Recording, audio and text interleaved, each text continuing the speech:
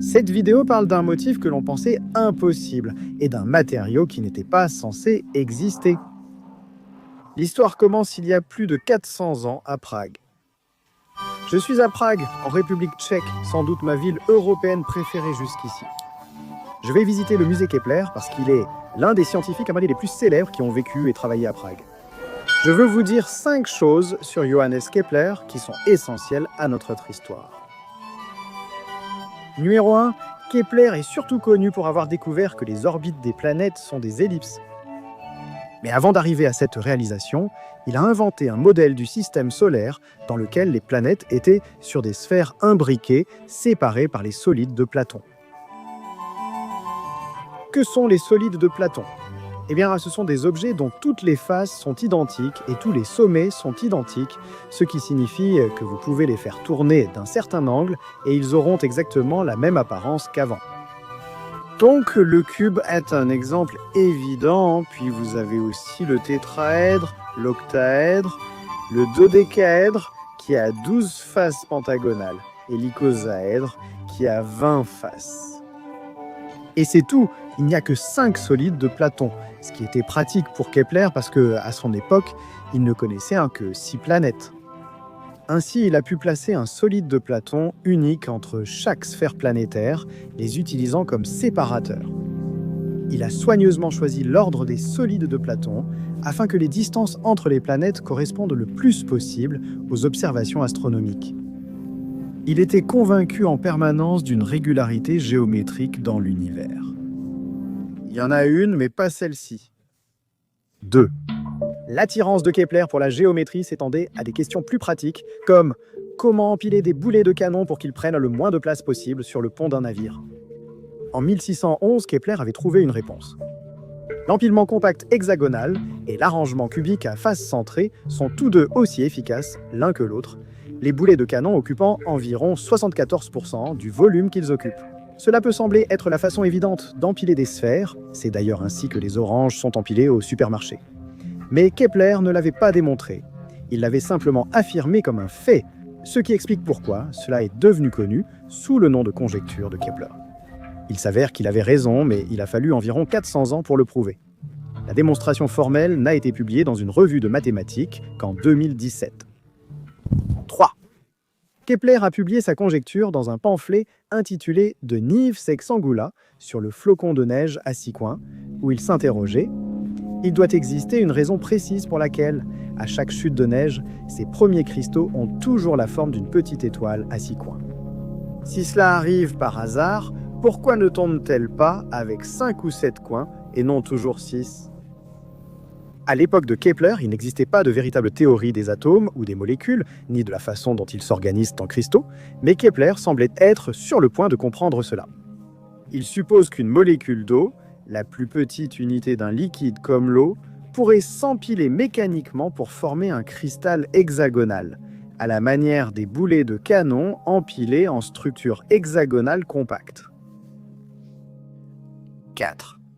Kepler savait que les hexagones points réguliers couvrent parfaitement une surface plane, sans espace. En mathématiques, on dit que l'hexagone pave périodiquement le plan. Vous savez qu'un pavage est périodique si vous pouvez dupliquer une partie de celui-ci et continuer le motif uniquement par translation, sans rotation ni réflexion. Les pavages périodiques peuvent aussi avoir une symétrie de rotation.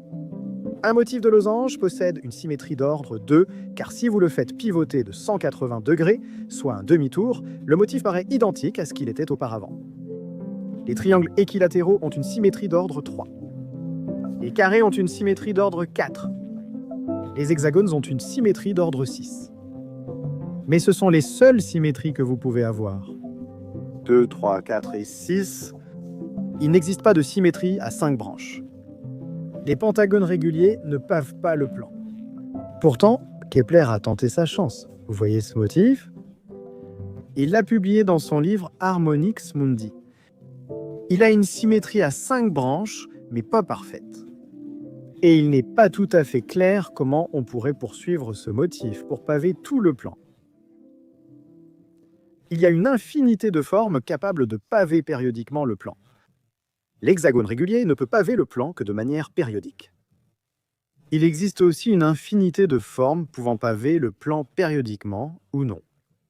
Par exemple, les triangles isocèles peuvent paver le plan de façon périodique, mais si vous faites pivoter une paire de triangles, alors le motif n'est plus parfaitement périodique. Une tuile sphinx peut s'associer à une autre, être pivotée de 180 degrés et paver périodiquement le plan. Mais une disposition différente de ces mêmes tuiles est non périodique. Cela pose la question, existe-t-il des tuiles ne pavant le plan qu'en mode non périodique? Eh bien, en 1961, Hao Wang étudiait des tuiles carrées multicolores. Les règles stipulent que deux arêtes adjacentes doivent être de la même couleur et qu'il est interdit de faire tourner ou de réfléchir les tuiles. Elles ne peuvent être déplacées que par simple translation. Maintenant, la question était, si on vous donne un ensemble de ces tuiles, pouvez-vous dire si elles peuvent paver le plan? Wang pensait que si elles pouvaient paver le plan, elles le feraient aussi périodiquement.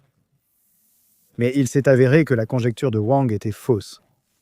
Son étudiant Robert Berger a trouvé un ensemble de 20 426 tuiles qui pouvaient paver le plan, mais seulement de façon non périodique. Réfléchissez-y un instant. Nous avons ici un ensemble fini de tuiles, certes en grand nombre, mais fini qui peut recouvrir toute la surface jusqu'à l'infini sans jamais répéter le même motif. Il est même impossible de les forcer à se répéter périodiquement. Et un ensemble de tuiles comme celui-ci qui ne peut paver le plan que de façon non périodique s'appelle un pavage apériodique. Et les mathématiciens voulaient en plus savoir s'il existait des pavages apériodiques nécessitant moins de tuiles. Robert Berger a trouvé un ensemble de seulement 104 tuiles. Donald Knuth a réduit le nombre à 92. Puis en 1969, Raphaël Robinson a proposé 6 tuiles, juste 6, qui pouvaient paver tout le plan sans jamais se répéter. Puis Roger Penrose est arrivé et a finalement réduit le nombre à 2. Penrose a débuté avec un pentagone. Il a ajouté d'autres pentagones et remarqué les espaces. Mais cette forme pouvait s'insérer dans un pentagone plus grand, ce qui inspira Penrose. Et s'il prenait les pentagones d'origine et les divisait en pentagones plus petits? Eh bien, maintenant, certains des espaces commencent à se connecter pour former des losanges. D'autres espaces ont 3 pointes. Mais Penrose ne s'est pas arrêté, il a encore subdivisé les pentagones. Maintenant, certains des espaces sont suffisamment grands pour que vous utilisiez des pentagones pour en remplir une partie. Et les trous restants dont tu te retrouves sont simplement des losanges, des étoiles et une fraction d'étoiles que Penrose appelle un justice cap. Vous pouvez continuer à subdiviser indéfiniment et vous ne trouverez jamais que ces formes. Donc avec seulement ces pièces, vous pouvez paver le plan de façon apériodique avec une symétrie presque quintuplée. La 5e chose à propos de Johannes Kepler, c'est que si vous prenez son motif de pentagone et que vous le superposez à celui de Penrose, eh bien les deux coïncident parfaitement. Après avoir obtenu son motif, Penrose a simplifié les tuiles. Il a réduit la géométrie à seulement 2 tuiles, un losange épais et un losange fin. Des bosses, encoches ou couleurs assorties imposent les règles d'assemblage garantissant que ces 2 tuiles seules pavent le plan uniquement de façon non périodique. 2 tuiles suffisent à couvrir l'infini sans répétition. Une façon de voir cela est d'imprimer 2 copies du même motif de Penrose, dont une sur une transparence, puis de les superposer. L'interférence qui en résulte s'appelle un motif moiré. Là où c'est sombre, les motifs ne sont pas alignés. Mais vous pouvez voir qu'il y a aussi des zones claires, et c'est là que les motifs correspondent. Et quand je fais tourner, vous voyez que les zones claires se déplacent et deviennent plus petites, puis à un certain moment, elles s'éloignent et deviennent plus grandes. Ce que je veux faire, c'est essayer d'agrandir une de ces zones lumineuses et voir quelle taille de section correspondante je peux trouver. Oh oui. Oui, c'est comme si tout était soudainement illuminé, j'adore ça. Donc ces motifs correspondent parfaitement, ici, ici, ici, ici et ici, mais pas le long de ces lignes radiales. Et c'est pour cela qu'elles paraissent sombres. Ce que cela nous montre, c'est qu'on ne peut jamais faire correspondre parfaitement une section à celle en dessous, il y aura toujours une différence. Donc mon motif de Penrose préféré est en fait composé de ces deux formes qu'on appelle des cerfs-volants et des fléchettes, et elles ont ces angles très particuliers, et la façon dont elles sont censées s'assembler est basée sur ces deux courbes. Vous pouvez voir qu'il y a une courbe sur chaque pièce, donc il faut les assembler de façon à ce que les courbes ne soient continues. Et c'est la règle qui vous permet de construire un pavage apériodique à partir de ces deux pièces. Donc j'ai découpé au laser des milliers de ces pièces et je vais essayer de les assembler pour réaliser un immense pavage de Penrose. Oh là là, allez. En observant un motif de cerf-volant et de fléchettes, on remarque diverses régularités comme des étoiles et des soleils. Regardez de plus près, ils ne se répètent pas exactement comme prévu. Ces deux tuiles forment un motif infini en constante évolution, jamais identique. Est-ce que cela signifie qu'il n'existe qu'un seul motif de cerf-volant et de fléchettes et que chaque image que nous voyons n'est qu'une portion de ce motif unique? Eh bien, la réponse est non. Il existe en réalité une infinité non dénombrable de motifs différents de cerfs-volants et de fléchettes qui pavent tout le plan. Et c'est encore plus étrange. Si vous vous trouviez sur l'un de ces pavages, vous ne pourriez pas savoir lequel c'est. Vous pourriez essayer de regarder de plus en plus loin, de rassembler toujours plus de données, mais c'est inutile, car toute région finie de l'un de ces pavages apparaît un nombre infini de fois dans toutes les autres versions de ces pavages. Je veux dire, ne vous méprenez pas, ces pavages diffèrent de multiples façons, mais on ne peut le savoir sans voir le motif entier, ce qui est impossible. Il y a une sorte de paradoxe avec les pavages de Penrose, où il existe une infinité incalculable de versions différentes, mais rien qu'en les regardant, vous ne pourriez jamais les distinguer.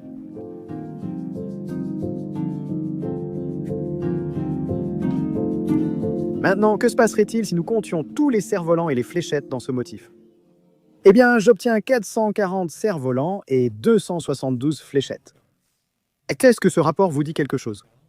Eh bien, si vous divisez l'un par l'autre, vous obtenez 1,618. C'est le nombre d'or.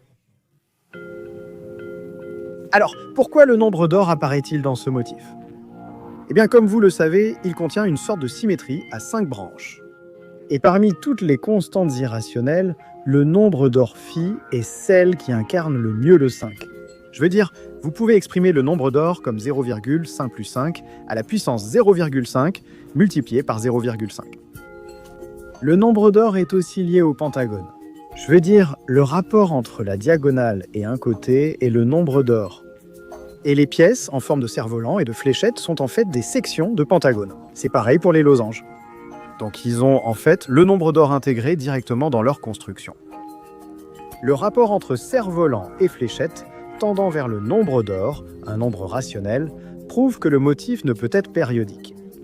Si le motif était périodique, alors le rapport entre les cerfs-volants et les fléchettes pourrait être exprimé comme un rapport de deux nombres entiers, le nombre de cerfs-volants par rapport aux fléchettes dans chaque segment périodique. Et cela va encore plus loin. Si vous tracez sur les tuiles non pas des courbes, mais ces lignes droites particulières, eh bien lorsque vous assemblez le motif, vous voyez quelque chose d'intéressant. Elles s'alignent toutes parfaitement pour former des lignes droites. Il y a 5 ensembles de lignes parallèles. C'est une preuve de la symétrie à 5 branches du motif. Mais ce n'est pas parfaitement régulier. Regardez n'importe quel ensemble de lignes parallèles. Vous verrez 2 espacements différents, un long, un court.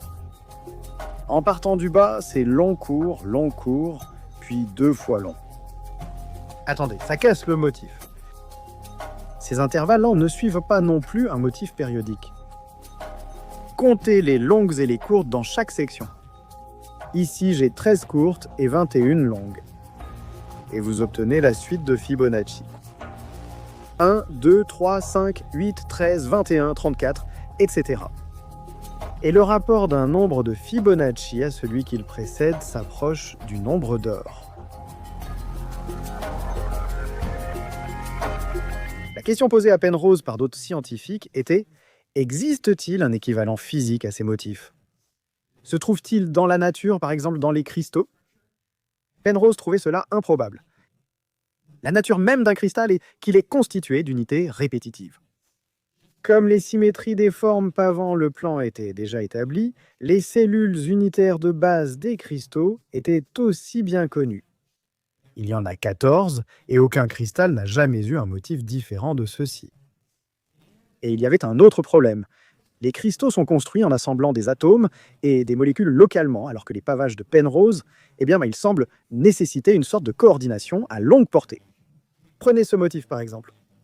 Vous pourriez placer une fléchette ici et continuer à paver à l'infini sans problème, ou vous pourriez placer un cerf-volant de l'autre côté, encore une fois sans problème. Mais si vous placez le cerf-volant et la fléchette ici en même temps, ce motif ne fonctionnera pas.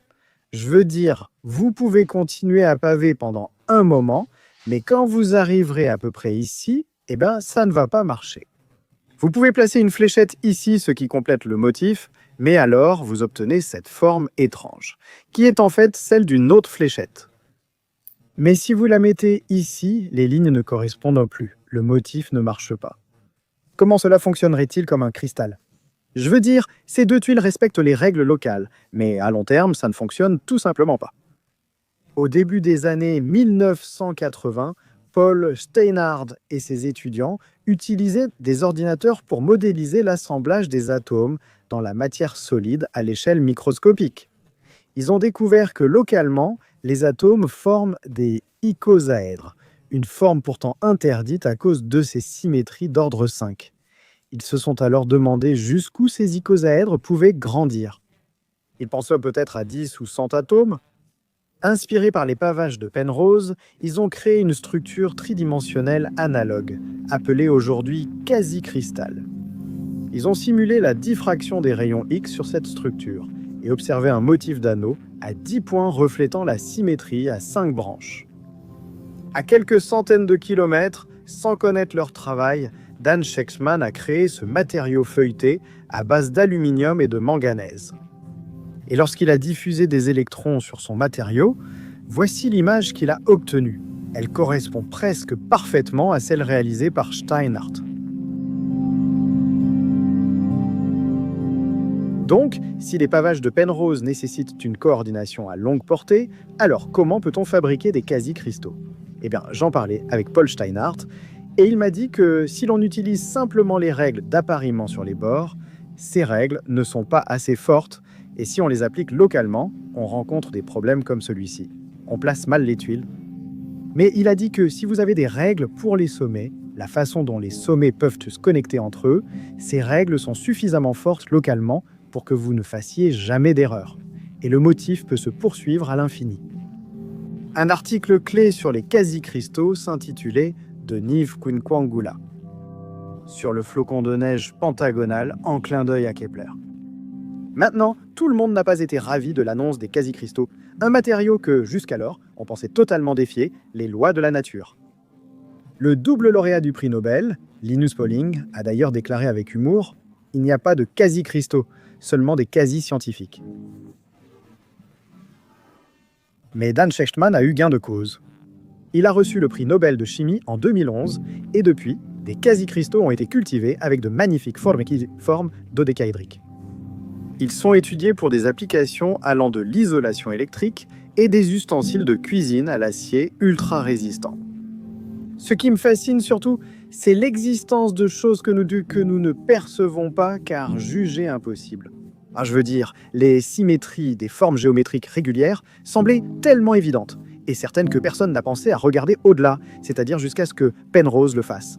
Et ce que nous avons découvert, ce sont des motifs à la fois magnifiques et contre-intuitifs, ainsi que des matériaux qui existaient depuis toujours, mais que nous ne pouvions pas voir pour ce qu'ils sont réellement.